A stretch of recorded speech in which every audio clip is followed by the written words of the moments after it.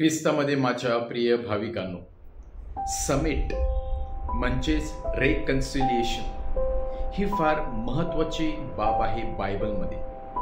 प्रत्येक वेळेला प्रभू येशू ख्रिस्त रेकन्सिलिएशन म्हणजे काय, समिट म्हणजे काय, एकमेकांना समजून घेणे म्हणजे काय याविषयी स्पष्ट शब्दात आपलं सांगत आहे। पुष्कळ वेळेला प्रभू येशू ख्रिस्त म्हणालेला आहे की जोपर्यंत शत्रू तुमच्या बरोबर आहे, जोपर्यंत वेळ तुमच्या बरोबर आहे, जोपर्यंत संधी तुमच्या हातामध्ये आहे, तेव्हा त्या संधीचा फायदा घ्या। शत्रू बरोबर समिट करा, त्याच्याबरोबर समझोता करा आणि तुटलेले जे संबंध आहेत ते जोडण्याचा प्रयत्न करा। काय होते जर आपण आपल्यामधील अहंकार आणि आपल्यामधील द्वेष भावना तशीच ठेवली तर ती अजून वाढत जाते।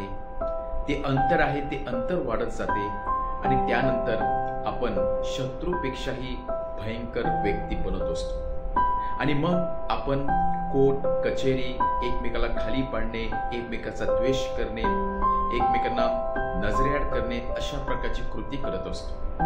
आणि म्हणूनच प्रभू येशू ख्रिस्त परत एकदा आपल्या सर्वांना आपल्या जवळ असलेला वेळेचा सदुपयोग करण्यासाठी, संधीचा वापर करण्यासाठी आपल्याला पाचारण करत आहे। का आपल्याला समिट करण्यासाठी अवघड जात असते? समिट करण्यासाठी अवघड जाण्यासाठी जी गोष्ट आपल्या मागे खेचत असते किंवा जी गोष्ट आपल्याला समिटापासून मागे खेचत असते ती म्हणजे आपल्यामधील असलेलं प्राईड, आपल्यामधील असलेली द्वेष भावना आणि आपल्यामधील असलेला अहंकार। अहंकार व्यक्ती कधीच पहिलं पाऊल उचलत नाही, तर अहंकारी व्यक्ती नेहमी दुसऱ्या व्यक्तीकडे पाहत असतो आणि या अहंकारामुळे ती व्यक्ती अजून देखील जमिनीमध्ये रुतत जाते। परंतु जी व्यक्तीला पश्चाताप होतो, ज्या व्यक्तीला पश्चाताप होतो तो खरंच जीवन बदलण्यासाठी ती प्रयत्न करत असते, ज्या व्यक्तीमध्ये अहंकार नसतो ती व्यक्ती समिटाकडे तोंड फिरवत असते, ती व्यक्ती समिट करण्यासाठी धडपडत असते आणि अशा व्यक्तींनाच परमेश्वराची कृपा मिळत असते, परमेश्वराच्या दयेचा अनुभव येत असतो। आणि म्हणूनच नाते का तुटत असतात, फॅमिलीमधील नाते का तुटत असतात, पती पत्नीमधील नाते का तुटत असतात, मित्र मैत्र नातं का तुटत असतात, त्याला एकच कारण म्हणजे समिट न केल्यामुळे, छोट्या छोट्या गोष्टीमुळे, भेदभाव झाल्यामुळे किंवा अहंकारामुळे, एकमेकाला समजून न घेतल्यामुळे, यामुळे ते नाते तुटत असतात। आणि म्हणूनच प्रभू येशू ख्रिस्त नाते जमवण्यासाठी, समिट करण्यासाठी आपल्या सर्वांना पाचारण करत आहे। आणि म्हणून जी व्यक्ती जिवंत असते, जोपर्यंत आपण जिवंत असतात तोपर्यंत आपल्याकडे एक सुवर्ण संधी असते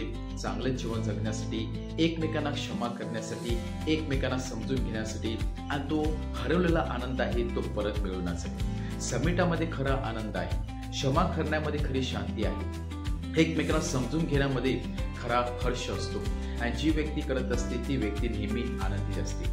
अहंकारी व्यक्ती आणि जी व्यक्ती नेहमी इतरांचा द्वेष करत असते ती व्यक्तीच्या चेहऱ्यामध्ये कधीच आनंद नसतो आणि ती व्यक्ती जीवनामध्ये कधीच खुश नसते। म्हणजे जी व्यक्ती इतरांना क्षमा करते, इतरांना समजून घेते, अहंकार बाजूला ठेवते, प्राईड बाजूला ठेवते आणि इतरांना समिट करण्यासाठी नेहमी धडपडत असते, ती व्यक्ती आनंदित असते, ती व्यक्ती शांत रात्री शांत झोपत असते। आणि म्हणूनच आपल्या हातामध्ये आहे की आपण समिट करावा की ना करावा, आपल्या हातामध्ये आहे की आपण एकमेकांना क्षमा करावी किंवा ना करावी, आपल्या हातामध्ये आहे की आपण एकमेकांना समजून घ्यावं किंवा न समजून घ्यावं। आणि जेव्हा आपण पहिलं पाऊल उचलतो या गोष्टीकडे तेव्हा परमेश्वराला हर्ष होत असतो, परमेश्वराला आनंदित होत असतो। आणि म्हणूनच परमेश्वर सांगतो, be perfect as my heavenly perfect father is perfect. ज्याप्रमाणे माझा स्वर्गीय पिता परिपूर्ण आहे तर तुम्ही परिपूर्ण व्हा। ज्याप्रमाणे परमेश्वर हा दयाळू आहे, कृपाळू, ममताळू आहे, समिटासाठी नेहमी तयार असतो, आपला नवीन संधी देण्यासाठी तयार असतो, त्याचप्रमाणे आपण देखील देवाचे लेकरे आहोत आणि आपण देखील त्या गोष्टीसाठी तयार असलो पाहिजे। आमेन।